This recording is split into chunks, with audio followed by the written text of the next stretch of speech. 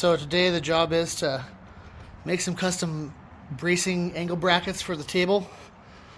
Got a 42-inch piece of plywood there, and in that 42-inch piece I was able to fit 6 brackets with 6 more pieces that fit in along the top because of the way it lines up with the 2x6. So we're ready to go.